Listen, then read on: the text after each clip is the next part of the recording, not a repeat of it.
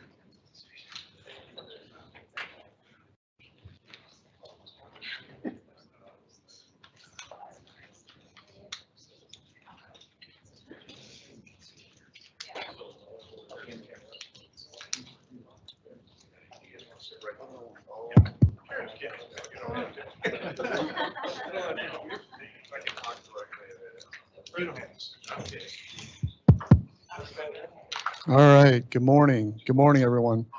Good morning and welcome to the Modern Workplace Summit. My name is David King. I'm the CEO and president of Red Level, and I'm going to turn off my phone. Of course, it's going to go off exactly right now. I'm going to be the MC for this morning and for our session today, so wanted to take an opportunity to welcome you all here. First and foremost, I wanted to give a couple piece of recognition for our marketing team. Our marketing team's done an amazing job getting this event ready, so I wanted to say thank you to them. I also want to say thank you to Microsoft for allowing us to host this Modern Workplace Summit today. We're excited to be here. And also wanted to say thank you to our panelists today. I think you're going to hear a great some of their stories today. It's going to be very exciting to hear some of their successes and potentially failures and kind of learn from those.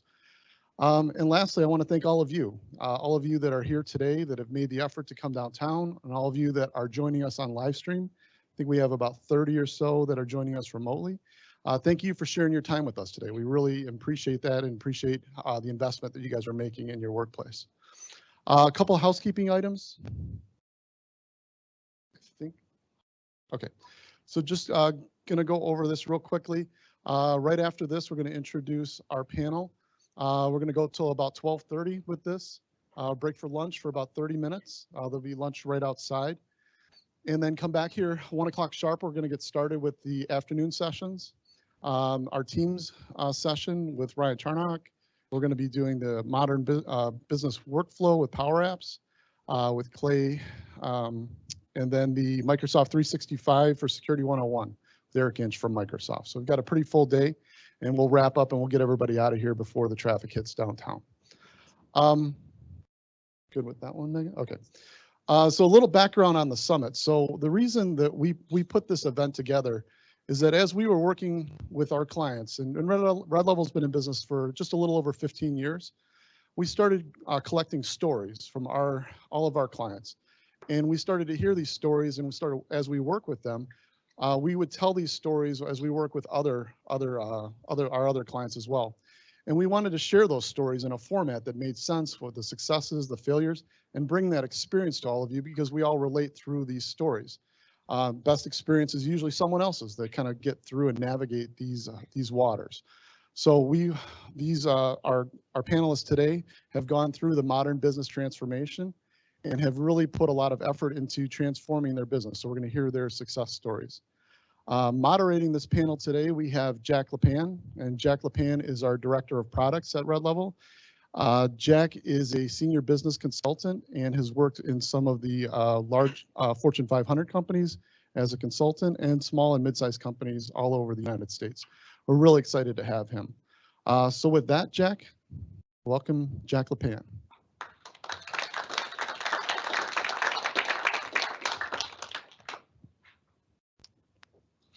Thanks, David. So today we have an amazing panel on the modern workplace evolution. Our goal is that you're going to walk away with new idea, a new perspective, a new strategy that you can apply as you go through your own digital transformation. With that, I'm excited to introduce our panelists. Bill Piper, as the Vice President of Technology at RPT Realty, not only brings an SMB IT leadership perspective to the conversation, but throughout Bill's career has held multiple roles in marketing, sales, media, publishing, and real estate. During his short time with RPT, Bill and his team have re-architected the core infrastructure and deployed a hybrid cloud model while assisting the augmentation of the corporate culture using technology. All right, Bill. Next, we have Rebecca Zultowski, and as the corporate communication specialist for Carhartt, she's responsible for effectively communicating across Carhartt's global workforce through a variety of channels. Rebecca led the strategic initiative to digitally transform Carhartt's corporate intranet, focusing on governance practices, information flow to ensure user adoption. Give it up for Rebecca. Last but not least, Chris Stevenson. As an IT business partner with Masco Corporation, He has led multiple SharePoint migrations on-prem and the cloud. Chris also developed Masco's overall enterprise Office 365 strategy and works closely with the business to cultivate their specific technology roadmaps. Give it up for Chris. Thank you for being here. So each of our panelists have had a different journey to the modern workplace.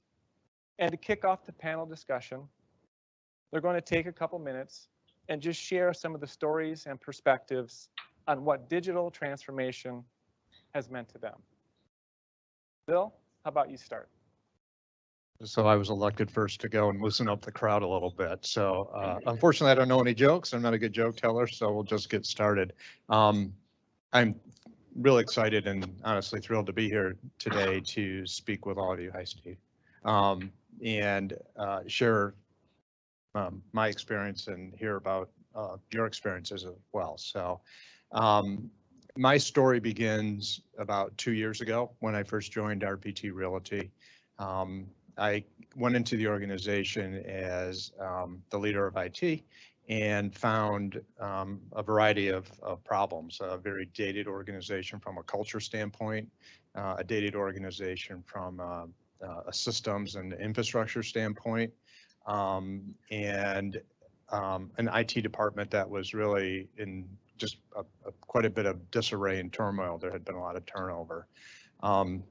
And while that may seem like an almost, and you guys are laughing, you know that experience, right? So a little overwhelming at first, but every problem has a solution, right? So what we first did was start, breaking these areas down a little bit, and we got our IT stabilized, and that's sort of a different discussion. But the infrastructure and the systems that we had, as I said, were very old.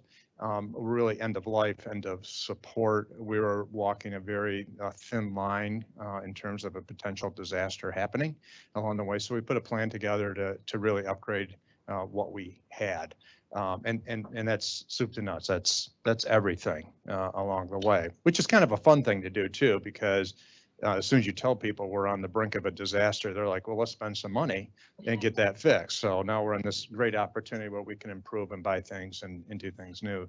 The other thing that was real important is that from a cultural standpoint, we were very non-collaborative. Everybody was still using just spreadsheets sitting on map drives, old applications, old access databases for gathering data. You guys know that. And there's some real opportunity for growth and changing how we operate and how we work together. One of the things that we already had started to do was move our email to Office 365. We had SharePoint on-prem. And so what we decided to do was finish the Office 365 email migration and get our SharePoint into the cloud. And where's Ryan? Ryan Charnock was our I would say our catalyst, our vendor champion, partner champion, and conduit between IT and the business. And I can't sing his praises enough, although he probably doesn't want me to. He was a real component of the success. And what we ended up doing was saying, okay, we have these tools available to us. Why aren't we using them? And we also had, I should say, a COO who was a very forward thinker, but moved about 100 miles an hour faster than the rest of the organization. These guys are cracking me up. So he would say, hey, we're using Teams. I love Teams. Teams is great. We're going to start using it, and would tell people to start putting data out there and start collaborating in Teams, and no one knew what to do. And so we would create teams that weren't really in any kind of a structure. People weren't sure how to do it, but they were like, oh, the CEO wants me to do it. I better do it right now. So we felt there was a need to sort of catch the rest of the organization up, to slow him down a little bit, kind of meet in the middle. So Ryan and I and a group of people put together what we called next stop sessions. We got our SharePoint in the cloud. We eliminated a bunch of things that we no longer needed that were obsolete in SharePoint. So we simplified what we had, streamlined what we had, set new business rules for what we were going to be doing with SharePoint, and then proceeded to do training on things like OneDrive and Teams and Skype for Business and all these wonderful tools, so people could start thinking about what we could do different in the organization, and then figuring out together how they could work differently with each other as well. And we ultimately, as we went through this progression, it became very apparent that we needed champions as well for within the business, because we really didn't want it to be an IT thing. Because IT is just pushing it down to the business. We're force feeding another technology to them, and there's some things we have to do, others that we shouldn't do. We wanted them to embrace what we were doing along the way. So we developed a governance team, a champions team, which ultimately became the same thing. And we had people within the business who were the advocates for what we were doing along the way. And there's some gotchas that we'll talk about later and all that. Of course, it's not a perfect picture, but ultimately we were able to get to this next platform. And what it did is it improved how we worked together. It was a way for me to start assisting in the cultural transformation and the digital transformation of the organization as well. So we'll talk some more later. Thanks, Bill. I've seen a few people chuckle when they mention Teams. Let's see a show of hands of people that are actively using Teams in your organization right now. Okay, so large majority. All right, great. Thanks a lot, Bill. Becca? Hi, also really excited to be here today. And with Carhartt, my journey is much more around culture and engagement. I'm not part of the IT department, I'm part of the marketing department. But when I first started at Carhartt just over 7 years ago, they had just expanded to a second building for the corporate office. They had 2 years prior to that had 200 people in the corporate office. They now had 400, and now 7 years later, we have in the corporate buildings something like 650. So there is a lot of growth in a very short period of time. A lot of the technical infrastructure hadn't kept up. People were just used to kind of going off and doing their own thing and creating folders on the shared drives just nonstop. You know, like there was HR1, HR2, new folder, new folder, new folder, new folder with nothing in it, and no one really cleaning up after it. And the first communications person there had started what we called the portal. It was in SharePoint circa 2007 or so, which it wasn't very user friendly. So it was really hard to update and put up news, and it really only worked in Explorer, but nobody liked Explorer, and people just didn't go to it regularly. And it ended up being a real catch-all. It wasn't just for sharing news. It wasn't just for calendaring.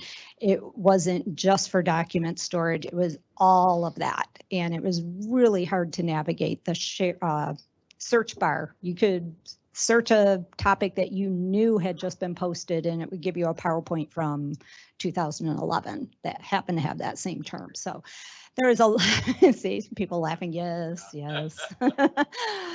And then as we went through all this growth, we had a new CIO come in, and when Bill's talking about his COO, that was very gung-ho and progressive. That was kind of our CIO. He was like, we are moving off of the servers. We're going to Office 365. Everyone's going to love it, and it'll be organic. It'll just grow, and it did not.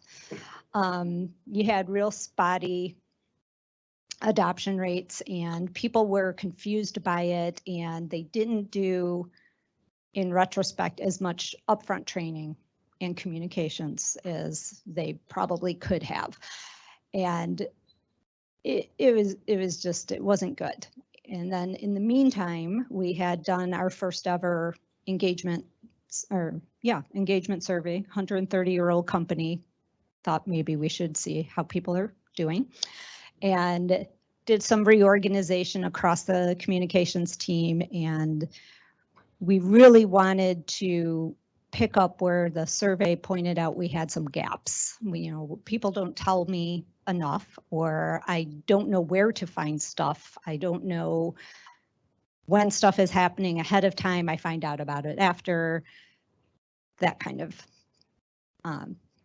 information came back to us. And so my VP came in, she was also new, and she really challenged us to get our arms around it, and from a cultural and engagement standpoint, be able to figure out how we can help people feel engaged, feel informed, and feel like they're part of the company. We have supply chain facilities in Kentucky, Tennessee, Mexico.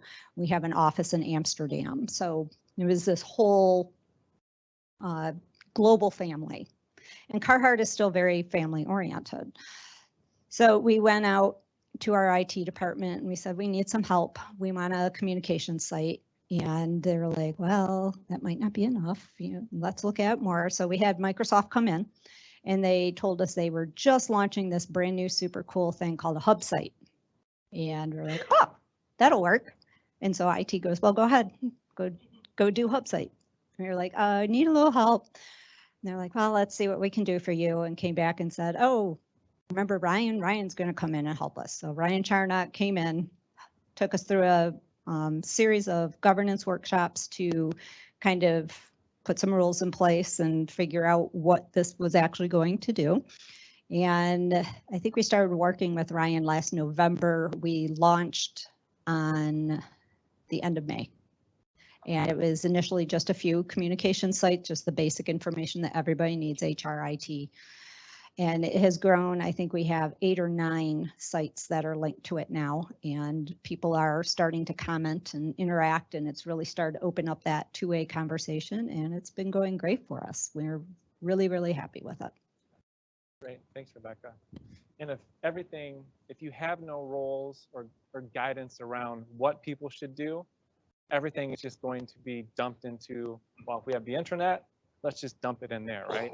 So it's a very valuable point that you brought up. Thanks, Rebecca. So yeah, again, excuse me, as I mentioned, my name is Chris. I've been with Masco for about 14 years in a few different roles, but I'll start by kind of level setting and explain Masco's business model. You've probably not heard of Masco, maybe you have, but really we're a corporate conglomerate that owns companies that make home building products. So a lot of our brands you may recognize, like Behr Paint or Delta Faucet or Craft Made Cabinetry. So our biggest customers are Home Depot and Lowe's. And so when we talk about Masco, or as I talk about Masco today, there's really two different scales, or two different audiences, if you will. There's our Masco corporate office, which is now located in Livonia. And then there's our Masco enterprise, which is all of those business units combined with Masco. So as far as a digital transformation journey, I'm going to trace it back all the way to the beginning of my 14 years, and we'll try to keep it high level so this doesn't go till 3. But I won't let it. Really, if we go back to that time, we were using SharePoint 2003 mostly for portal and intranet. And when SharePoint 2007 came out, that's really where we saw an opportunity to start taking manual, paper-based back-end office processes and digitizing them or automating those using the Microsoft stack, which at that time was, you had InfoPath 2007, 2010, you had SharePoint Designer. And so we relied heavily on those and made a lot of progress automating back-end processes that were paper-based, getting faxed to various offices or passed around via inter-office mail. Eventually, we started to mature in that space to where we started building custom Visual Studio solutions, a lot of sequential workflows, a lot of state machine workflows, things of that nature, kind of continuing that process. Now, all of that was focused at our Masco corporate office. Where things started to change at an enterprise level is we had a CIO, and again, Masco's model has been traditionally very decentralized. Each of the business units have their own IT department, and they do not report up through a corporate IT. They report through their own business unit up to their general managers. So at the time, there wasn't a lot of collaboration between those IT departments other than specific things that they had to access at Masco for, reporting out, because we're a publicly traded company. So our CIO at the time said, or the CIO council, the council of CIOs at the business units got together and said, hey, why do we have 17 different email systems? There's an opportunity here to consolidate and really, at a tactical level, save a lot of cost. And so they went through and evaluated different products and eventually landed on Exchange. And so we started to host one Exchange environment for the entire enterprise. And that's about 10,000 named users in that environment. We're doing that on premise. If I back up, in a broader context, they look to centralize or have a central platform for collaboration services is what we called it. So that included Exchange. At the time it was Office Communicator, now known as Skype for Business, soon to be known as Teams. Those two platforms, and then SharePoint got kind of tacked on at the end. And so that's really what started, I would say, that more of the modern digital transformation journey was that decision. From there, we spent a number of years managing that on-premise environment. And then probably a lot of you have experienced this, hardware is due for a refresh and you're faced with that decision. Do we upgrade our hardware or do we take it to the cloud? And at that point, you know, doing the analysis and looking at where we were at as a team, the resources that we had after a few reductions in force, and looking at the scale and what Microsoft was able to do with Office 365, we made the decision to move into Office 365 specifically for Exchange hosting. So again, at that time, that was a tactical decision from the IT department.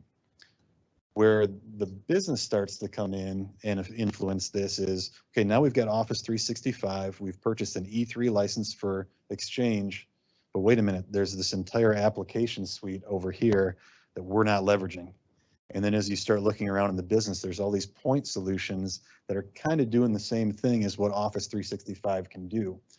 And so that's really where the tide started to turn, and we started to look at how do we leverage technology, or how do we leverage a platform that we're already paying for.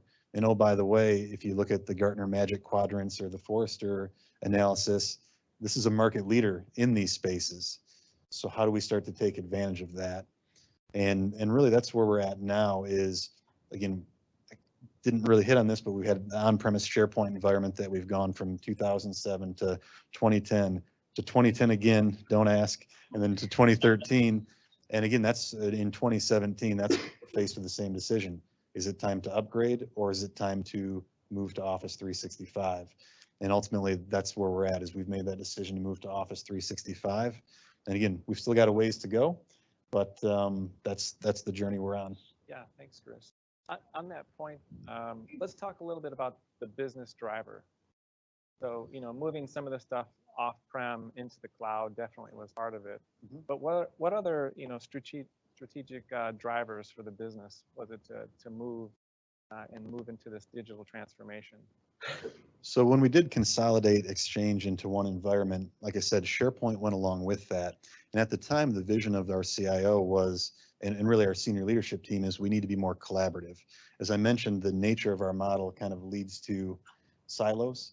And so to really promote collaboration across the enterprise, at the time, SharePoint was the tool that we were using to do that. We branded our intranet as MNet. We purchased a tool called NewsGator, which some of you may be familiar with. It was really a microblogging tool, and the idea was to get Facebook in the enterprise, right? At the time, Facebook had really blown up. The concept of microblogging was really taking off, and so we invested in that.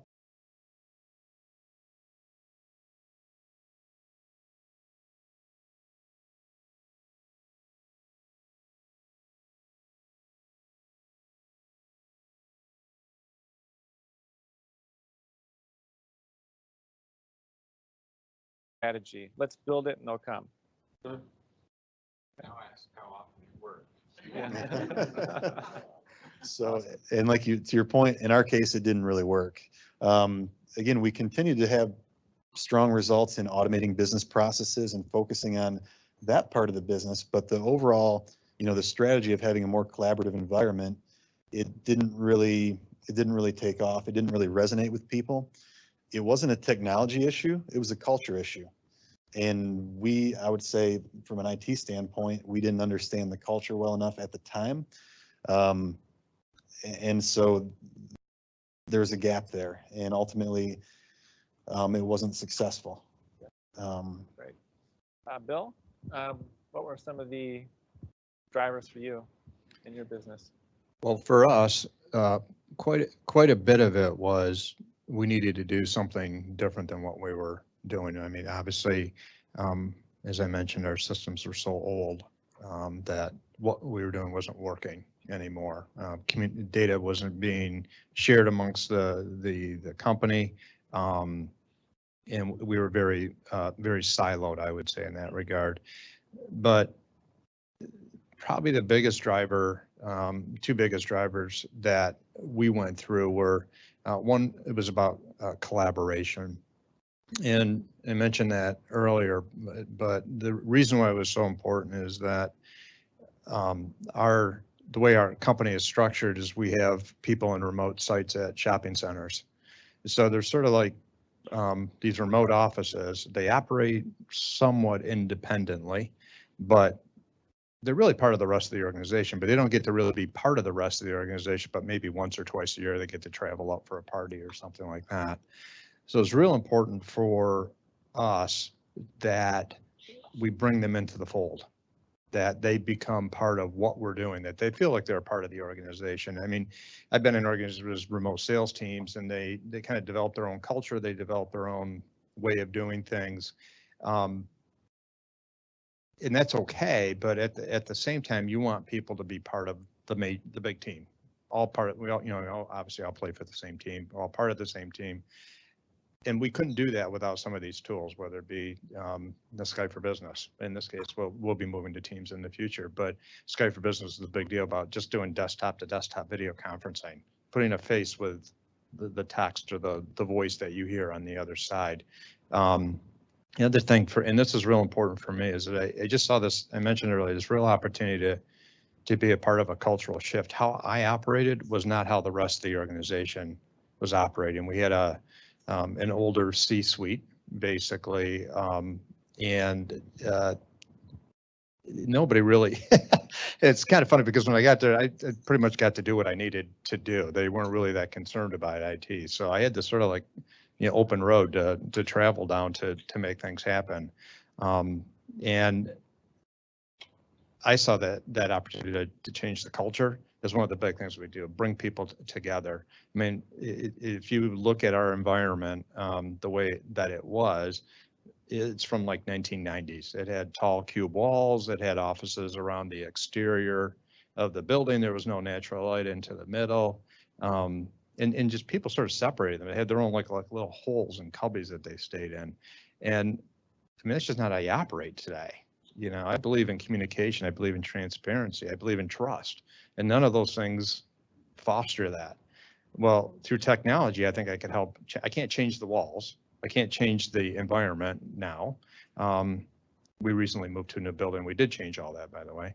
But I can, through technology, kind of help force some of that. And that was a big driver for me to do that. Yeah, thanks, Bill. Back.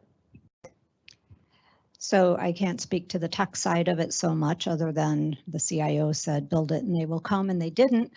But for us, it was much more along the lines of engagement and culture. We often joke that Carhartt's technology was circa 1978 or so, which, and we had creative folks in the marketing department that were on Macintosh, Apple products, and so they never went to the portal. They couldn't get to it. And they were like, well, portal, I never saw it. We have people in our retail stores that were like, nobody ever tells us anything. And in the supply chain facilities, we were printing a long form newsletter with stories that would push 500 words sometimes. And we were posting things on bulletin boards and hoping that people would walk by and see it. And email, and it was too much. And after we did the engagement survey, we did also global communication survey around how we could update things. And I should back up a second. We had a real eye-opening moment. I was reorged. I used to be part of HR. I moved over to marketing, which then rebranded itself in as brand. So brand is marketing, if I say that. And marketing is all very outward focused, right? You know, they're the sexy arm. They're like, oh, our consumer wants this, our consumer wants that. We did all these studies and they want this. And one thing that kept getting said over and over again is that they want everything in short little bites, you know, just tell them what the product does and move on to the next thing. And people don't have time to digest this information. You need to just get it out there. And I'm in the corner going, your associates are your greatest brand ambassadors. Talk to them the same way. And so we did a communication survey, and that's exactly what came back to us. They're like, we don't see this. Everything is old. Everything is long. You know, bring us into 2010 even at that point. So we push stuff out now onto TV monitors in the break rooms using Omnivex technology. I can update it whenever I want and push out a new thing whenever I want. So that was a big step. The newsletter has been pared down and is more of just a touch point with evergreen style stories instead of trying to print something and report on things that happened 3 months prior. It's a 6 to 8 week lead time to put out one of these big newsletters, and shouldn't be, but it is. So the same thing with the portal. The old portal, we knew no one did it. It wasn't supported anymore by IT. And it was like, let's give people what they want. We're doing more video. We're doing short little stories. We push out an email digest every week or two. And it's really just more succinct and conversational, really. Instead of just reporting something long form, it's, you know, hey, this happened, check it out. And we can send them to a link. And the big thing for us with the hub site is that it's accessible. You know, if you're using Chrome, Explorer, whatever, if you're on the phone, it looks the same, it looks good. If you're on a tablet, it looks good. Everything looks good. And from people in brand, that's very important. You know, we've talked a little bit about buildit.com, adoption, marketing. How many people in the room are actually in marketing? What about IT? I believe to be effective in IT, you have to be a marketer. Because if you're not messaging to the employees why it's important and what it means to me, they don't care, right? So thanks a lot, Rebecca, for that. And let's talk a little bit about the process, Chris, that you went through when you were deciding to go down this path. And why Microsoft versus Google, for example? Yeah, so we, again, going back in time when we made that initial decision to go to Exchange, we did evaluate other products at the time across our different business units. And even at Masco Corporate, we were using Lotus Notes at that time. So we were on disparate platforms and put a team together to start evaluating what our options were. Looked at IBM. In the collaboration space, we looked at, I think it was called Google Wave at the time. I don't know if you remember that when they branded their products that way. We looked at IBM WebSphere. We looked at a couple different things. Now, we had already been kind of a SharePoint or a Microsoft shop. We used SQL, we used SharePoint. And again, once we started evaluating the marketplace, ultimately the Microsoft stack is what we chose. We had an opportunity to kind of evaluate that again when we did move to Office 365, looking at some of the other collaboration suites that were out there. And ultimately, again, based on the maturity of the product and based on the value that we thought it would deliver, we ultimately went with Microsoft, and we haven't been disappointed. One of the other things I would call out is, in talking about marketing and things, really the pivot for us came a couple years ago when we got a new communications manager and started actually taking a hard look at our intranet. And what we found is we really had 3 different intranets, 3 different places that we sent people to. Our content was very fragmented. And so we knew we had to do something because nobody knew where to go to find things. There's a lot of confusion among the user base. Again, a very similar story to what Rebecca was describing. And so we ultimately weren't looking to, from a SharePoint perspective, weren't looking to move off-prem, weren't looking to move to Office 365, but it was there available to us. we ultimately ended up doing a strategy session with what was at the time CDH. Ryan and Tim came out, and we just kind of hashed through what were the important things that we were trying to accomplish from a business perspective, not from a technology perspective about what the back end platform or tool was going to be, but what were we actually trying to communicate to our end users. And we really established 4 things there. We need to communicate news, we need to communicate events, our resources, and our applications. Again, and those are not all contained in the Microsoft stack, but through the use of SharePoint Online, what we're currently using for our intranet, look, we established those were the business drivers of what we were trying to accomplish with our collaboration platform.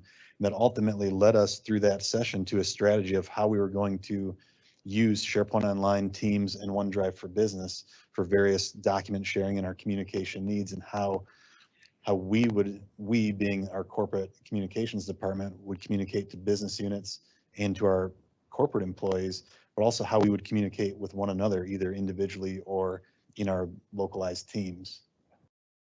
That's a powerful statement. It wasn't about the technology, it was about the business outcomes. And because ultimately, again, we kind of joke about having NewsGate or even Yammer, if you use Yammer, which is currently part of the Office 365 stack. Those technologies are very similar. It wasn't that NewsGator was a bad product. It was culturally we weren't ready at the time, and we didn't understand that. And then also, to your point, how did we market it to the business? How did we communicate it? And it was not in an effective manner. You fast forward a few years, the business is in a different place. Our culture is in a different place. And again, in partnering with our communications department to really understand what the business is valuing, like we were able to change our marketing approach, and we're having a lot more success now. Awesome. Bill, what was your process like? We were already in the Microsoft world. All of our folks were using Outlook client for their email and the Office suite. And when I looked at what we did and what we needed tools for, it's really not that hard. It's not that complex. And there really wasn't a requirement that I saw to switch things up, look at different products along the way. People liked Microsoft. As the statement go, you never got fired for using Cisco or Microsoft or any of those. So I was just new at the job. I didn't want to lose my job, but the tools were already embraced, adopted in that sense of just all the basic Office suite. So there really wasn't a requirement, again, for me to look at something different along the way. So we, and I felt Microsoft we got a great set of products for them. I think what was important for us is getting people to understand why it's important, and being part of that process as Chris and has talked about. But what we ended up doing is as I talked about moving the SharePoint to the cloud and finish up the email migration, we started talking about, and used the term like we do here, this journey. You're going on a journey, and it's not just about email. It's not just about the portal, SharePoint. It's about all this other stuff you're going to be able to do. And people push back and say, well, I don't really need, I'm fine with what I do. So how do you convince them? How do you flip them to see things differently when they're used to staying in their comfort zone? They're used to doing things the way they always do them along the way. And that was finding the right business partner to help us out.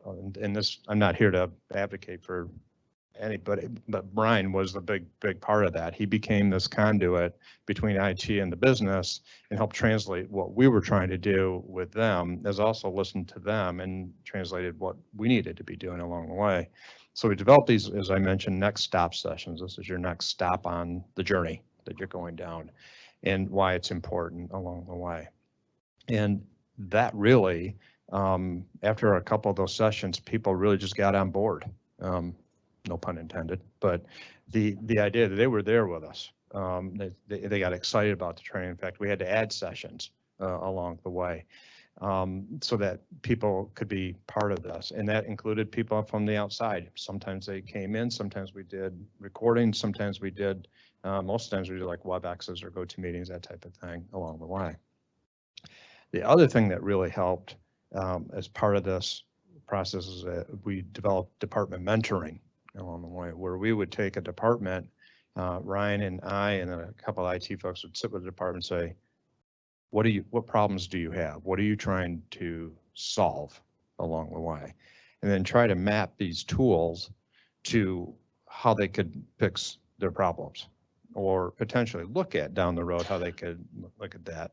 And then also look at how we could tie those together with what other people were doing. As you look across the organizations, you listen to the property managers and the leasing administrators and all those folks. Are there common threads along the way? As a result of that, we were able to communicate better to everybody, of course, and share those common threads that helps with a better adoption. Thanks, Bill. And Rebecca, I know you're not in IT, but do you have any insight into what the process was for Carhartt? Well, Carhartt was very much a Microsoft shop, with the exception of the creatives and brands that were on the Macs. So I don't think there was ever any doubt that it would continue to be Microsoft.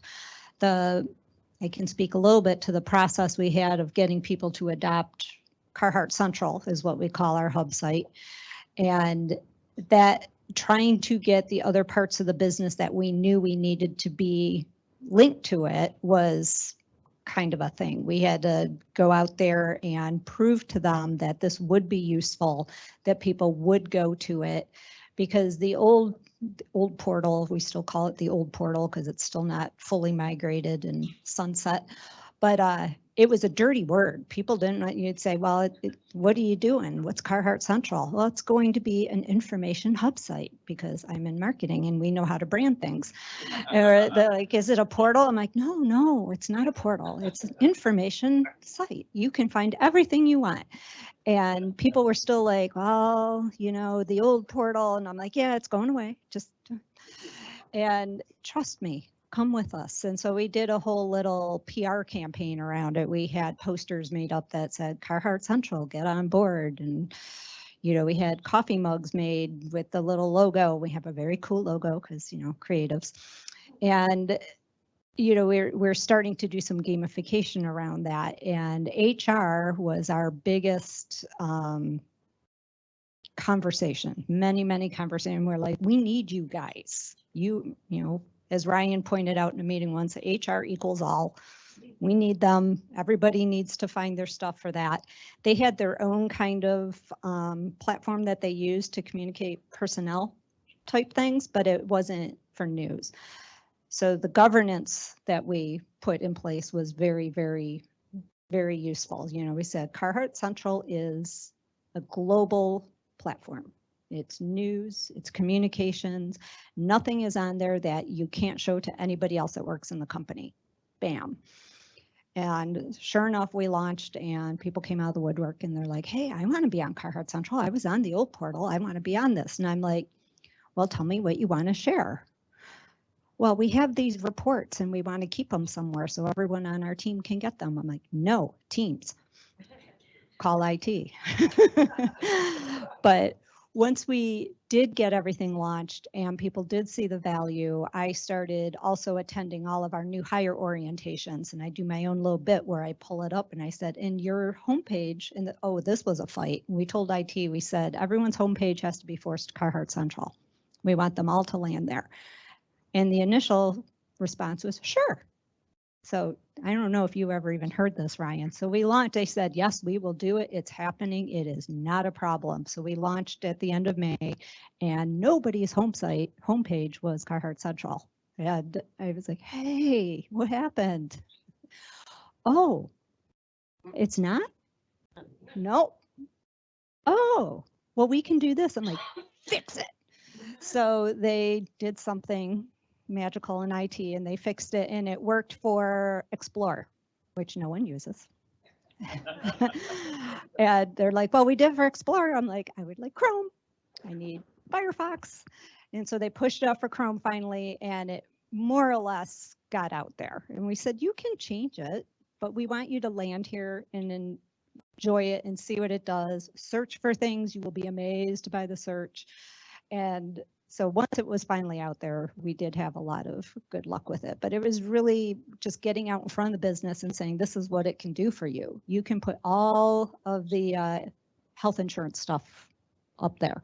You can put all of the IT FAQs that you get called and asked for.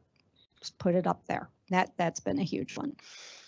And it's really getting it in front of the new people has been the other big thing, saying, look, this is your homepage. This is all here. Go here first.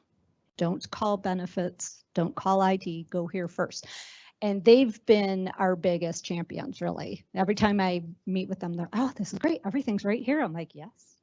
Yes, it is. Awesome. Thanks, Rebecca. Chris, you talked a little bit about business outcomes and not technology. But as you went through the kind of execution process, anything else to add in on what your approach was to execute this digital transformation strategy? Yeah, and again, the key that we talked about a little while ago is aligning with what the business is trying to do. That's really was the key to our success. And again, Rebecca just described it perfectly. One of our corporate priorities is trying to change our culture from a do-it-for-me culture to a self-service culture. Again, very, very similar story to we're putting everything here, go here to find it, don't ask, don't email. Like in our global navigation, this is the edges of the map of everything that you can find at Masco. So as far as how we executed that, establishing that business driver is the most important thing. The next thing is kind of identifying what you want your future state to be. And I would refine that down to what do you want the future digital experience for your employees to be? And again, that factors into some of our other corporate priorities of looking at what the future workforce is. The reality is new employees coming into the workforce today have a different mindset than employees that have been there 15 years, 30 years, and they're looking for a different set of tools and they're looking for different ways to communicate. And again, taking that into consideration of what is the future digital experience that you want your employees to have or that they're looking for or that they're demanding. After you establish what that is, then it's having that strategy of, okay, there's a bunch of different applications in Office 365. What are we going to focus on? Are we just going to dump it all out there? And again, if you build it, they will come, and good luck managing that. Or how I would describe it is launching Office 365 in waves. And there's two different types of waves. There's product waves and there's people waves. And one of the ways that we've tried to do that is to identify strategic projects throughout our organization that would be a good fit for Office 365. And again, the obvious one is our intranet or portal, as you call it. That was an obvious fit for moving into SharePoint Online, which we did and we're using Valo to drive our intranet experience with a lot of success. So it's really, again, establishing the business value or the business drivers of what your employees outside of IT are trying to achieve, establishing what you want your future digital experience to look like, then taking that information to decide what are the strategic products that are in Office 365 that we can use to drive that vision, and then how do we roll that out? And admittedly, Microsoft or Masco is still in the middle of that journey. We identified SharePoint Online, Teams, and OneDrive for Business as the most strategic applications for what we were trying to do. And then it was just a matter of identifying small groups, little pockets of teams, or things that they were trying to accomplish that were a good fit, and kind of launching in those small groups until eventually we're reaching a groundswell of, okay, we've kind of hit a tipping point where it's now time to roll this out to the entire organization. Right. And you mentioned people are expecting these types of tools. And what happens when you don't provide those tools? Shadow IT. And Gartner has posted something recently by 2020 that most of your threats will come from consumer-based shadow IT applications. So it's a very key point. And Bill, tell us a little bit about your approach and kind of through the execution. Yeah, I guess I can maybe sum it up in one word, and that's about empowerment. We're a small IT shop for about 110 people organization. So we don't really have that much bandwidth for a lot of the smaller tasks. And I believe that, and it really kind of goes with again, we'll probably beat culture to death, but the idea that, they shouldn't have to rely entirely on us to get something done. They should be able to move faster than in terms of what IT can do. So a great example would be when we moved our on-prem SharePoint site out into the cloud, and we cleaned up a lot of stuff. We didn't have anybody left in our organization to really maintain their SharePoint instance locally. And the idea was by moving it to the cloud, it would be simpler for everybody along the way too. So we set up, everybody has their own department pages like Rebecca was saying, but it's their responsibility. I mean, they have full empowerment to update that. The tools are easy to use. They can put the content out there if they want. And in some ways, people have embraced that and done quite an extensive job of updating their department SharePoint pages. IT did. And so is HR and office services and things like that. But others have not. They've found that that's not really a tool that they need to use. So they sort of sit, I would say, I guess, blank or just like in a standard template. But the idea that they know they can do something if they need to is what really helps the execution in all this, because now those tools, or the way that they're designed, don't require IT to be behind the scenes making something work. And that's where it kind of boils down to empowerment. Great. Rebecca, let's switch gears a little bit and let's talk about some of the key learnings. What did you learn through the process? What would you warn the people streaming or in the audience about? And what are some of the ahas or the gotchas? The biggest thing was, and as a communicator, I should have known, is you cannot over communicate this stuff. You cannot give people enough information and enough why. It was a battle with a couple of different groups. They just, nope, not doing it. You don't need me. I'm like, oh, you're HR. I need you. And they were just every single thing, and all valid concerns, because it all come up with the initial portal, but it was like, here's the why. It's going to make open enrollment so much easier. Here's the why. It will cut down on emails. And just over and over and over again, I just can't stress enough, communicate often, communicate thoroughly, and communicate with empathy. Understand your audience and where they're coming from, and just keep enforcing it. I was very fortunate to have two people in the HR department that just were like, we got this. And they just kind of swept the rest of the department along with them. They're like, nope, we're doing it this way now. Here we go. Look. And then once it was actually up there and they finally did see that people were connecting and looking at it and responding to it, we had them. Bill? I have a couple stories, actually. And they were, so we have this momentum going in the organization. We're into like the May timeframe after all this is being done. And then it gets announced that our CEO is retiring. And at the same time, the COO gets let go and the CFO leaves on his own. And come June and July, we have a whole new transition happening at the senior level of the organization. They let me stay. Fortunately, that was nice, but the C-level switched over. So we've got really the bulk of the organization working in this environment, using Teams, embracing the tool set. They're creating these teams left and right. They're collaborating within the team site. And when the new CEO and the new CFO start, they say, well, we better invite them to the team. So they invite them to all these different teams, and they get all these invites, and they're not part of all these teams that they have no idea what a team is.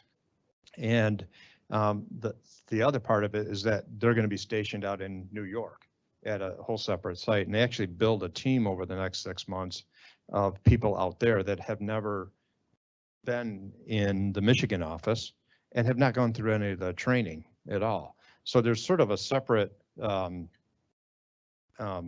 mindset that's going on out there. I mean, it's still the same company, but they don't have any of the exposure. They don't have any of what we were working on. And there was a frustration level that came up because we were using Yammer for our social content in the organization. We're using Teams for all of our collaboration across the organization.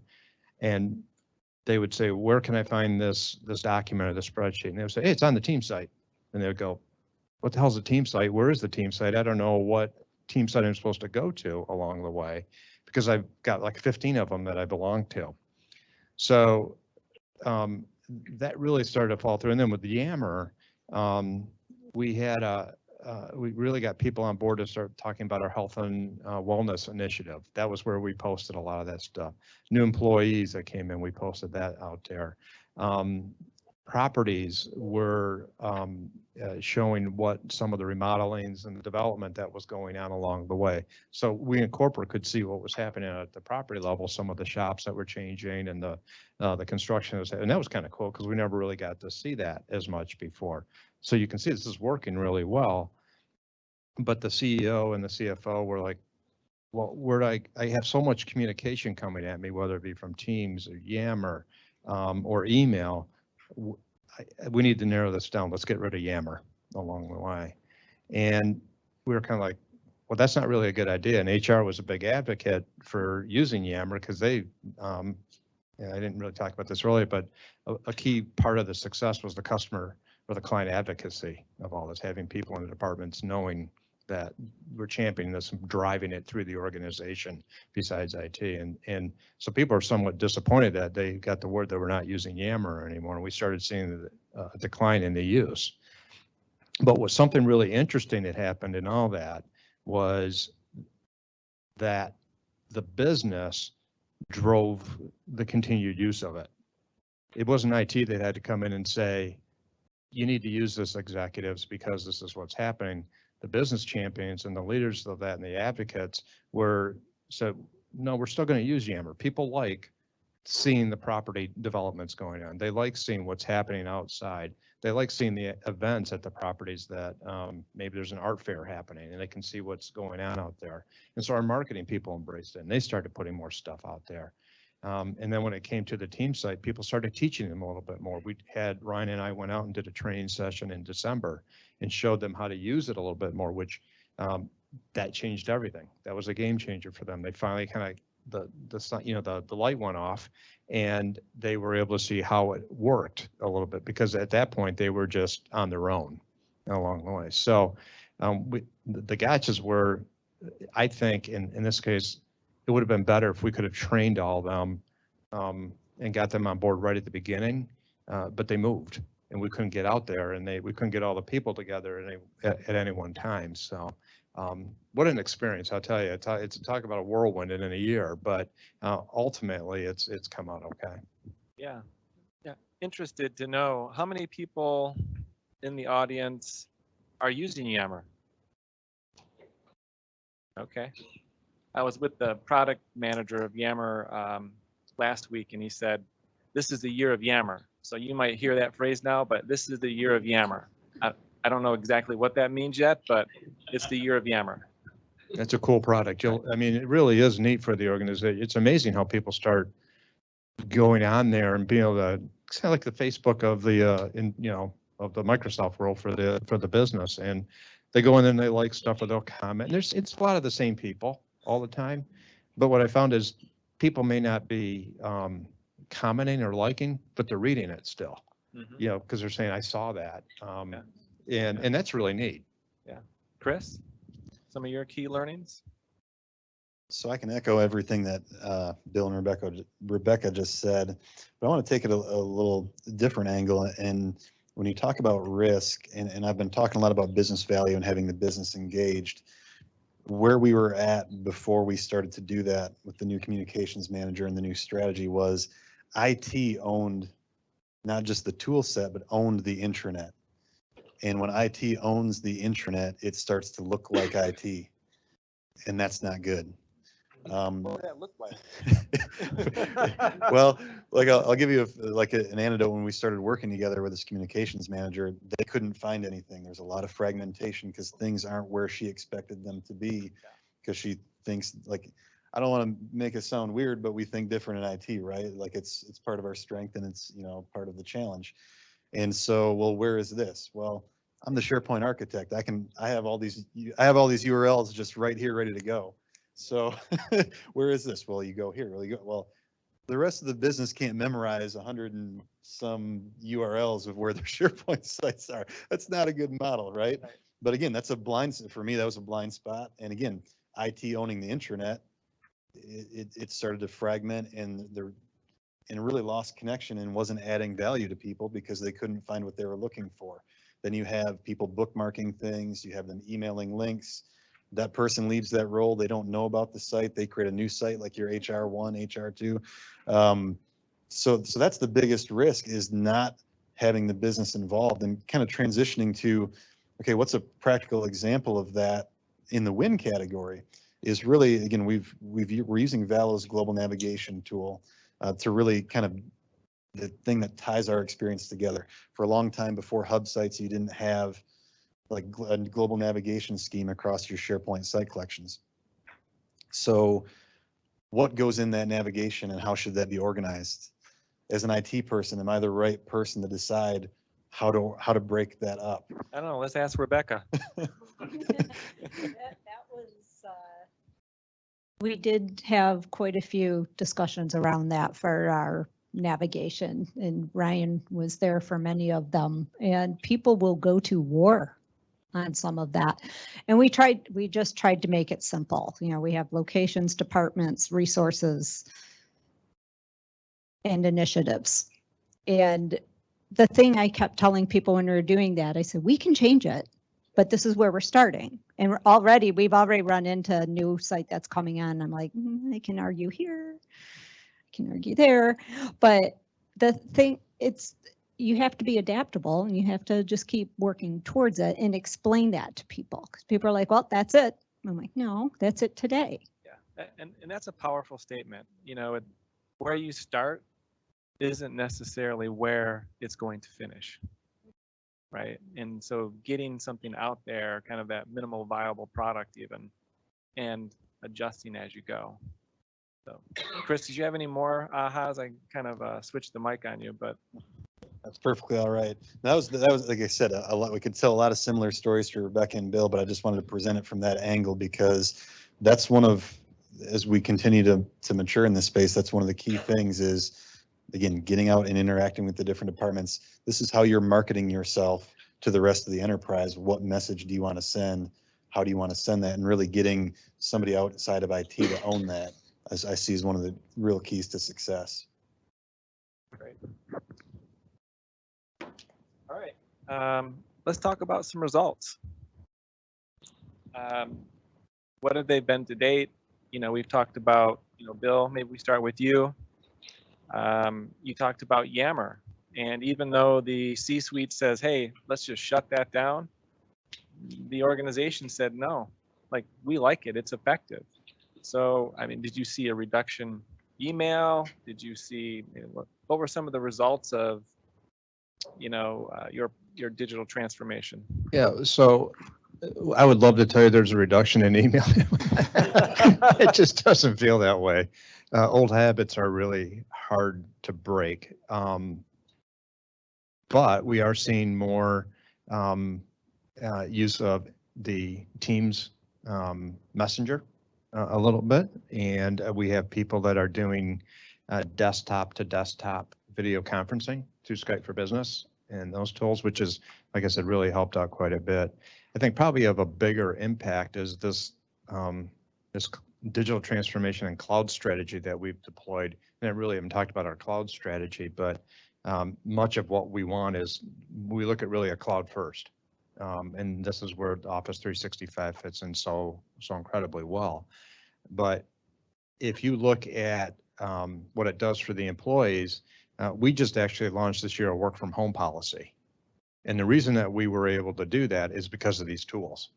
Because now we have folks that we can reach anytime, and they all have laptops, but they can also use a home computer if they had to, because all the tools are available in the cloud.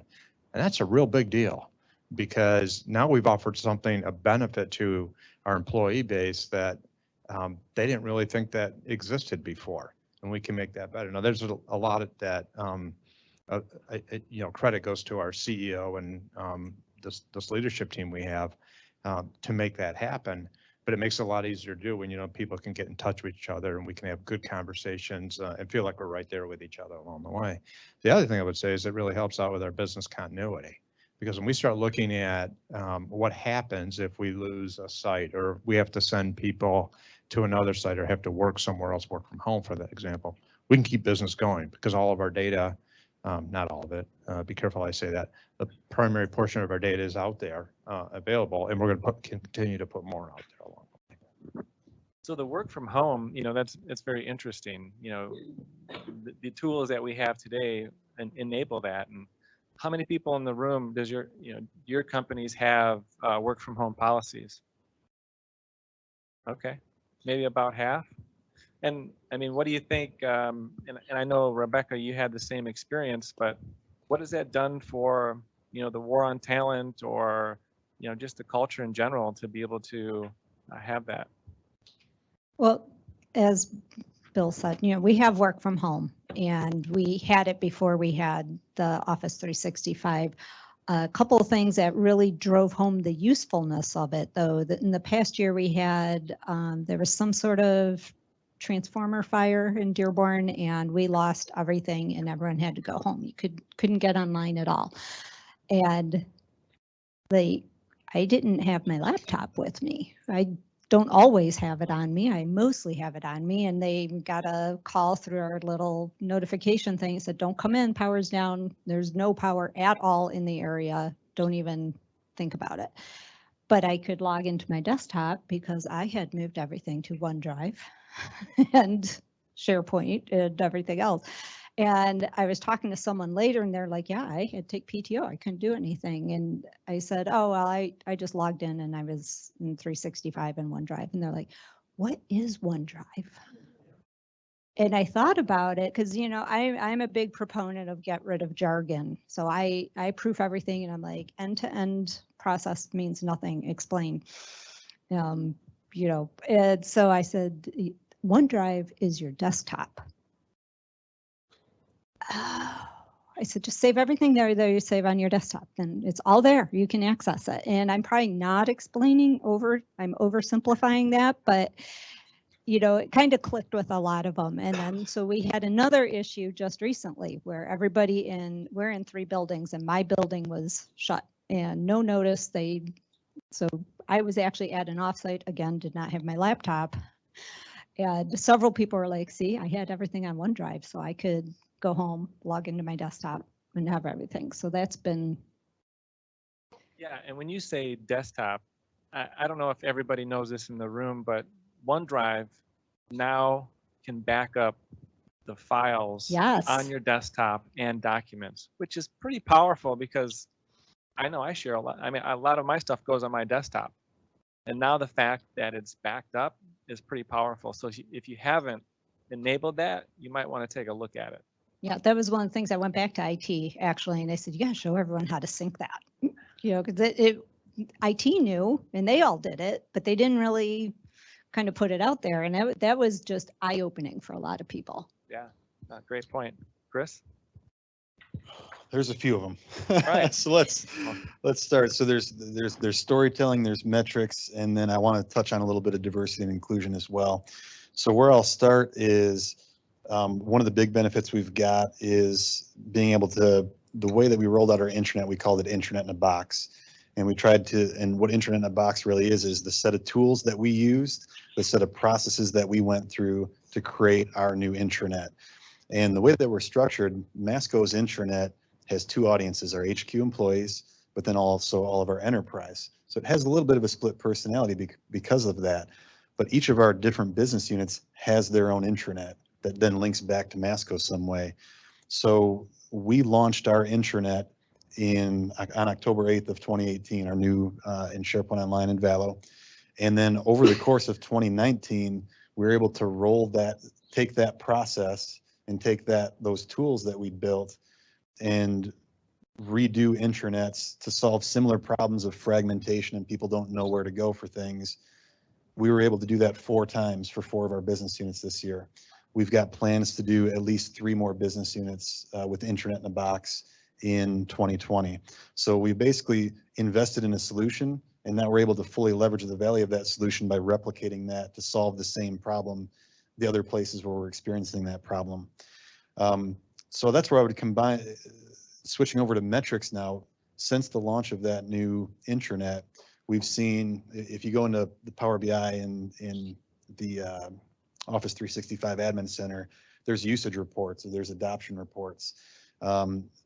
Before we launched, our adoption rate was at about 15% for active users in SharePoint Online. A year later, we're over 40%. And again, that's active users. That's not total users hitting the site. I think they define active as somebody who actually opens a document or interacts with the document somehow. So from a metric standpoint, that's a big win. SharePoint was the first one that we attacked. OneDrive, I guess we're still working on OneDrive, but by the end of this year, from a cost saving standpoint, we're turning off our client backup solution. We're getting rid of that, and we're rolling out OneDrive with known folder migration. Again, it's not a one-to-one DR comparison, but essentially it's allowing us to save costs and save resources managing that environment in internal IT. So there's metrics, there's the cost savings or the value driven by being able to repeat our processes, the cost savings, but then to really make this stick for the business, it's about telling stories. It's about talking about our health, safety, and environmental group that is dispersed all over the world, and us rolling out Microsoft Teams for them, and then rolling that out at their annual conference, like you said, where they only get together once or twice a year. And now they've got a platform that they're sharing their files where they're able to communicate and to really be able to tell those stories to senior leadership to kind of explain the value. And the last one I want to hit on is, again, our company has a pretty big diversity and inclusion initiative. And sometimes, and I imagine probably a lot of your companies do as well. And sometimes from where you sit, you might not see where you fit into that or how you can influence that strategy. One of the things that Office 365 and really Microsoft in general is all about in their products is accessibility. Accessibility is maybe not thought of initially as being part of diversity and inclusion, but it is. If you have some type of disability, whether it's non-conventional hearing or non-conventional sight, or something else, look at what Microsoft's doing in Office 365 to influence accessibility. And it's not something like it used to be where we build the product and then we just tack it on at the end to check a box for the ADA. It's now something Microsoft is focusing on from day one when they build their products.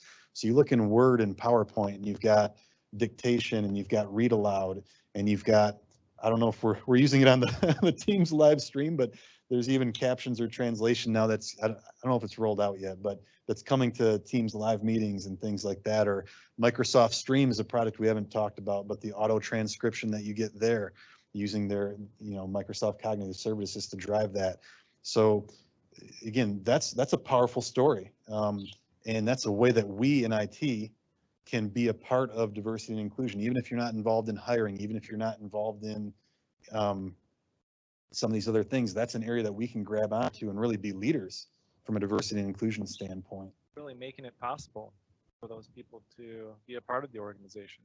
Yeah, and again, I don't have a link in front of me, but if you just look up on the interwebs, Microsoft Accessibility, they'll have a whole list of things that they're starting to build into their products in this space to improve it. Because ultimately, these improvements are something, even if maybe you don't have a disability, it's still of benefit to you. Like maybe you use dictation because you didn't feel like typing it out, or really, again, I'll get off the soapbox in a second, but the reality is all of us at some point, most of us will experience some type of temporary disability. Maybe you've broken a wrist. Well, try typing with a cast on your hand. Maybe you've broken a foot, and maybe even the difficulty where you can't drive. So, and maybe you haven't experienced that. We're all aging into disability. So at some point it's going to catch us all. And so having a focus on this as we design our solutions and as Microsoft designs the platform, that's, like I said, that's an area that I really like to market, and I think it's really important. Awesome. So we have about 15 minutes left, and I do want to save some time for Q&A, but any other things on key learnings, gotchas that you want to make sure that you get to the audience? Okay. All right. So let's wrap this up so we can go to Q&A. I'm sure you guys have a bunch of questions. But just give us one sentence on, for the people in the audience that are going through digital transformation, what would your guidance be, or the one sentence? I don't know if I can be that concise. No, there's my sentence. No, use Office 365 to drive business value. Figure out what that means for your organization. Communicate, and let them know the why. That was the number one thing. As soon as they started seeing results for what they needed, sold itself. I agree with the communication piece, and that's not my sentence. My sentence begins now. Well, we've talked about what I would say is partner with the business. Don't do this in a silo as an IT project. Make sure that you build a team of business users and champions and advocates to push it to the organization, period. Well said. Well said. All right. We have a question in the back. You referenced the small IT team. Obviously, I know how big Masco and Carhartt are. Can you share some of the profile of your organization, revenue, number of IT employees, just for comparative sake? Yeah, so we have, we're about 110. Hey, Bill, let me just repeat that question. So he's just wondering kind of what the size of, you mentioned small IT, but what does that look like? Thank you, because not sure I heard it completely either. So, so we are, as I said, 110 employees, primarily around the country from Denver east, and our IT group is 5 people, myself included. And we keep a small, lean, thin staff because it just keeps costs down. So that's where the cloud model becomes exceptionally important. I believe also the empowerment of the organization is a big part of that, as well as the working with the business, primarily from a standpoint. There's myself, a manager of applications, a developer, and then we have an engineer and a service desk person. So we work very closely together, and I would say very genuinely, it's a wonderful team, and we back each other up, but we need to be successful. What other questions? I actually had a question for Bill. You had mentioned, I think, with building the champions and advocates, that there were some obstacles that you faced in trying to do that. Are you the one who mentioned that in the beginning, or was it Chris? Just that, and we didn't hear about those. Like, what are the challenges of trying to build a network beyond IT for engagement? Okay, so what were the challenges when you were trying to engage the business? What were some of the challenges that you faced with that? So a few challenges. The one is making sure that the leadership knows this is worthwhile for their employees to participate in. And that typically hasn't been as much of a challenge at RPT because of the cultural shift that we've gone through. And I would say, as well as the way for our employees to broaden their skill set. So it's kind of a neat opportunity to be a part of something like that. The other thing that I'd say was a challenge is getting the right people. So, that there's probably a section of the organization, you want someone who's exceptionally positive, who's willing to jump outside their comfort zone and try some new things, and who, frankly, lastly, has a technology maybe acumen. They don't have to be IT people. I think Rebecca's probably a wonderful example of that along the way, because she embraces the technology, she's willing to learn about it, and speak to the organization about it. Thank you. We have a question up front.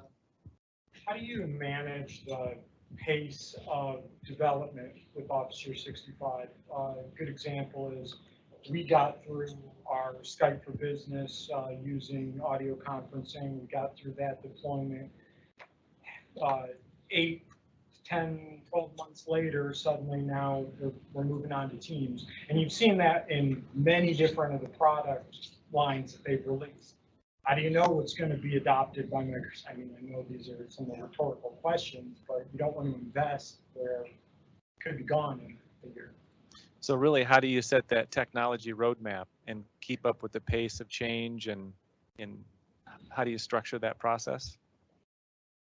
How I would answer that is you got to prioritize. And I kind of referenced it when we were talking about kind of our strategy of launching Office 365 in waves and finding those strategic projects. So at a personal level, what I try to do is just keep my ear to the ground on, okay, what's coming out of Microsoft? Like we're talking about Yammer. There was nothing out of Microsoft about Yammer for about 2 years. That influenced our decision making away from Yammer, because wait a minute, you go to a conference, you read the blog posts, all they're talking about is Teams. Then you start looking at the traction that Teams is getting. We feel safe investing in Teams, whereas again, for my organization, Yammer wasn't the right fit for us. So part of that's just as IT professionals having your ear to the ground and trying to stay abreast of that. The other thing I would say is having a progressive governance strategy. So we've created roadmaps for Office 365 on when we plan to roll things out, and ultimately sometimes based on how Microsoft is rolling out features, those roadmaps have to be adjusted. Sometimes the business isn't ready for it, but the Microsoft's product is already there and you have to hold back. Sometimes the business is ready on day one, Microsoft's product may not be full maturity, but you're rolling along. So part of it is to prioritize from a business standpoint what you need to invest in, have your ear to the ground with Microsoft to try to figure out where they're going to put their resources. And again, now they're talking about Yammer again, so maybe I made a mistake on that one. Well, even if you remember, there was a period of time where the SharePoint investment was dead. in SharePoint was like, are you going to continue this product? Yeah. And now it's, it's a top product. And the other thing talking about governance, and this is a tricky one because the traditional IT model is you establish this governance ahead of time and it's robust and you've got documentation of it and you put it out there. The next day they change a feature and your whole governance model is shot. And so what I'm saying about progressive governance is, it's a tightrope, and I'm not saying that Masco or that I have it figured out, but I almost call it just-in-time governance, I guess, is to use the development term, is we know what value we're trying to drive as a business. When new features come out, we constantly have to update our governance plan. We constantly have to adapt to how things are changing. A concrete example of that is Microsoft Teams. So in our tenant, by default, the ability to create a Microsoft team is just turned on. Anybody can go discover Teams and start creating teams, and just blows out of proportion. When IT caught up to that, there's already hundreds of teams out there. Okay, now what do we do? Do we shut all of those down? How do we handle that? We didn't have governance in place up front to deal with that. So one of the things that we do are in the process of doing, well, in this specific example for Teams, we're using Valo Teamwork 2.0. Valo created the process whereby we're directing all of our users through our intranet. There's a link to Teams where they're going to Teamwork 2.0, a Valo product, where they're requesting Teams through that. And we're doing very, very light collection of information. We want to know, is this a project-based team or is this a perpetual team? Is this for which business unit is it for? Because we have, at Masco, we have one tenant for North America. So all of our business units are on the same tenant. What business unit, what department? Just collecting basic information, and then not putting any barriers to them creating that. But then we as IT now have collected that information. We know what's out there. We know who owns what teams. And again, the progressive piece of that is strategically, when we sat down with Ryan and Tim to establish that strategy, we know that we need a process on the back end to clean up teams that are not being used or clean up teams that are dead. We haven't implemented that yet. But again, we're in a place where we're managing the creation of teams, and after the fact, we can come through and institute a process to clean up what's not being used or to put some additional governance around that. Yeah, and that's an important point, because it's not just about IT having a better experience, it's actually giving your users a better experience. Because when you have a bunch of unused teams, unused SharePoint, what does that do to findability? It really makes it difficult. And we've been down that road. Yeah. But I'm glad you brought up that point, because again, focusing on the business, as we're having conversations with different departments, I specifically recall an introduction to Teams. We're talking to an R&D department at one of our business units. They were heavy Slack users. And as Teams has started to take off in our enterprise, and as they started to use Slack more and more, okay, now it's not the free version, now we have to pay for it. Well, wait a minute, we're already paying for a tool over here. That was one of the things that came out. We're discussing teamwork. This is before we implemented Teamwork 2.0, discussing what we wanted the process to look like. And in that process, we have the ability to put IT in the middle as an approval step before you create more resources. And it was a remote call, but you could hear the panic. It's like, wait a minute. IT's got it, and then you can just almost hear in their voices that, oh, now it's going to take like 3 weeks to request a team. I just really need it in an hour. And you have the ability to deliver like that with some of the solutions that you can provide in Office 365. And again, that really improves the relationship. Yeah. What other questions? Just a brief question, and you guys have kind of covered the people who are kind of set in their ways as you're going through the modernization, as you're moving from big steps from concepts like on-prem to cloud and everything like that. How do you garner excitement among everybody? Not just people who are trying not to be rude here, but the younger generation here. You have people coming in. They're Facebook users. They're looking at Slack and Yammer and Teams, and they're looking at these with familiarity. And then you look at a company like ours, where 50% of our workforce has been there more than 20 years. So they're on their way out. They're set in their ways there. How do you convince them that even though you only got a few years left here, you've been doing this for how do you work with that implementation where it's going to be a completely different style of convincing them that this is what's right than somebody coming in brand new off the street? So really the question is how do you cultivate between the generations, because some people are willing to change, and some people are, hey, I'm retiring next year. I don't know what the heck this Yammer thing is, but I'm sending an email. So. Yeah. I'm going to say one thing, and I'm going to hand it to Rebecca because I think she's got a perspective here.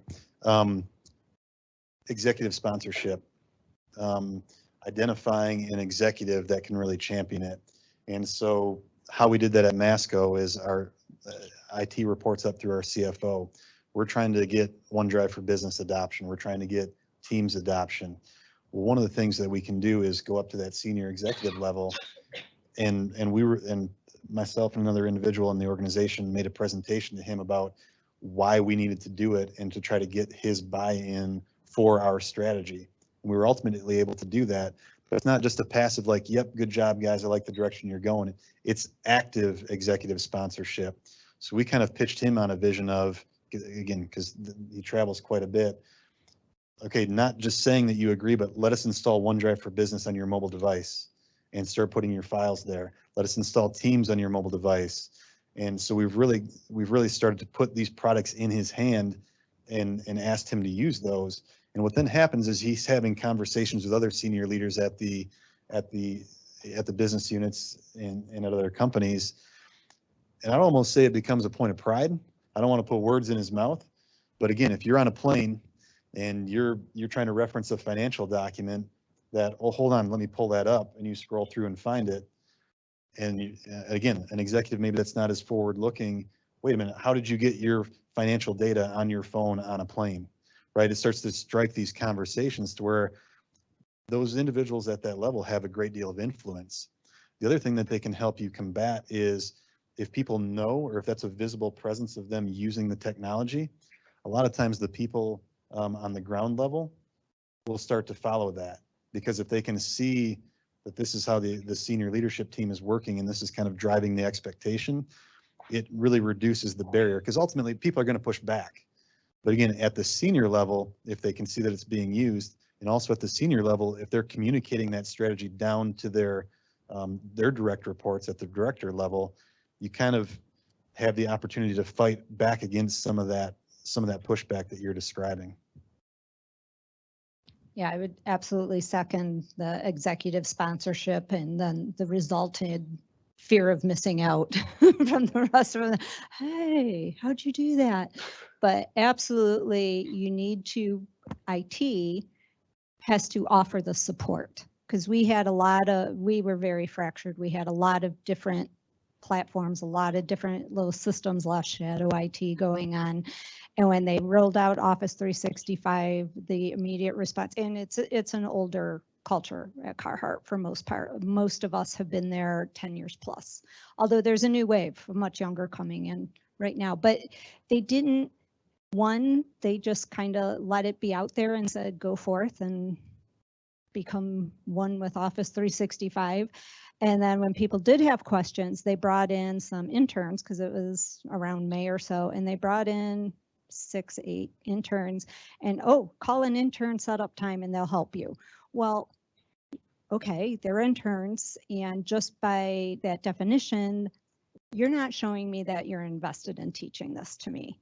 You said get an intern that you just brought in. So how do they know how we work? Carhartt's culture is very specific. We're friendly, aren't we, Ryan? We're friendly. Everyone wants to help you. Everybody is nice. We have this whole Carhartt nice thing. And when you come in and say, oh, there's an intern, he'll help you, and they call you and they walk you through 6 steps, and then I was one of the first ones called. I was in the pilot because I embraced technology, and they're like, oh, sounds like you're good. Okay, bye. And I'm like, hey, I am, but no one else in my area is. I'm not the one you needed to be talking to. So you have to show that investment in your belief in yourself and absolutely support the business through that, because that's scary. And I have 3 kids in their 20s, and 2 of them are super tech. I mean, they can find anything. They know all the apps. They are really into it. And my middle one is like, I don't know how to do that. I can't. And I'm like, seriously, how? You're 24. I know how to do that. And Rebecca, really, but it's, you support them and you teach them and you educate them and you continue to provide that support, because as soon as, and that was our big thing when we launched Carhartt Central. They're like, oh, the old SharePoint went away. They don't support it anymore. Why should we believe you? Yeah, and just the other point, and you've said it before, Rebecca, it's the why. Why are we doing this? Because people do not adopt technology. They adopt solutions. Yes. And if you haven't messaged what the solution is, they're not going to use it. I promise you that. Megan, do we have one more? Or how are we doing on time? Well, it's almost time for lunch. I do have a question on our live stream. How about we take 2 more? We have one here and. Let's Okay. do one real quick from the live stream. What about the modern cyber threats? How are you mitigating those risks? You guys don't care about security, do you? So what are you doing about the cyber threats? Yeah, I got an answer.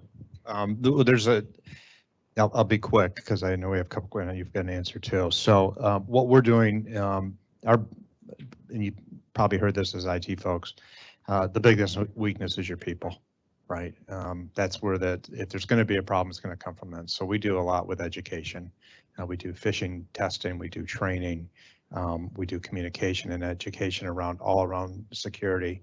We also did a pen test earlier this year because we have a whole new network that we put in place. But we're communicating those results to everybody as well, so they understand it. I'm a big believer that if I help people be good at home in their personal lives, that'll translate into good behavior at the office. And so there's more embracing of what we're saying by them doing what we need them to do at home as well. Yeah, and in Masco, we do similar things, phishing tests and whatnot. The only other thing I would add is, so obviously we talk a lot about Office 365. There's another term, Microsoft 365, and there's a lot of confusion about what those two things are. The way I define them is Office 365 is your applications. Microsoft 365 are the services that are underneath that kind of drive those applications. And security is baked right in. And I don't have a lot of experience in this space, but I know that there's audit capabilities, there's different security checks that you can do. There's different levels of, and again, to use that wording, just-in-time admin is now kind of a thing in Office 365. We haven't explored it yet, but my response to that would be check out Microsoft 365 and the security features that are already built in. I don't have a lot of experience with that, but that's where I would go. Well, stick around because there is a security session today. Totally missed that opportunity to plug that. We had a question in the middle here. Yeah, we've all mentioned adoption and champions. It's formal training, either classroom, online, or self-service. How did that play a role in your rollout? So the question was, adoption, what type of training did you do? Was it on site, online, kind of what was your training approach? No, there was not, and there should have been. So that's all I'll say about that. Just get Ryan to come out. You'll be fine. Oh, he left. He didn't even hear that. No, yeah, we did on-site training, and I think, Bill, you probably have a more robust answer. Well, with Ryan's help, who I just want everybody to look at him. He's eating lunch right now, and I'm not sure why he's out there. So, yeah, it's good. So we actually had a special session or two where we trained the champions and the power users. So the folks that really had the acumen for it, and we want to make sure our champions were set up to be successful as well. So we gave them, actually even gave them some additional permissions. So they're local admins on their laptops, and we trust them. Yep, absolutely. So, nope, that's, we through the right education and all that, we're trying to embrace a different kind of approach to a more open IT environment. And I wouldn't do that for everybody in the organization, but these people are special and they need to know they're special. And with that comes a trust. And with trust comes good behavior. Can I just tag on to that really quick? Because what he said about these people are special and they need to know they're special, you got to sell that. That's what Jack was saying about being a marketer in IT. Because we went out, we did say we want some power users, or should we call you champions? What should we call them? They're like, oh, power user, scary. I don't know what that is. We're like, no, you have power. Oh, so now you'll hear them out there. I'm a power user for that.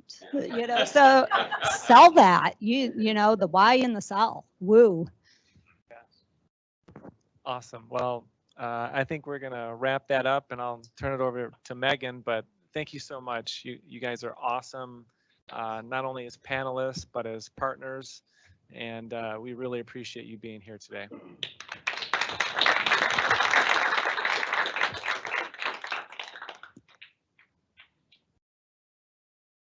Okay, thank you everybody again. Thank you, Jack. Thank you, Chris. Thank you, Rebecca. Thank you, Bill. I appreciate it. For those of us that are in the room, lunch is ready just outside the room. We have this room as well as an overflow room if you're feeling a little squished for space. I appreciate everybody being here. We will start again promptly at 1 p.m. For those of us who are joining through the live stream, please utilize the second link that you have in your email. You should be receiving it again at about 12:45, so you can join the second live stream. And for those who are wondering who Ryan is, you will get to hear him speak promptly at 1 p.m., so you will be able to experience all that is Ryan. Thank you and enjoy your lunch.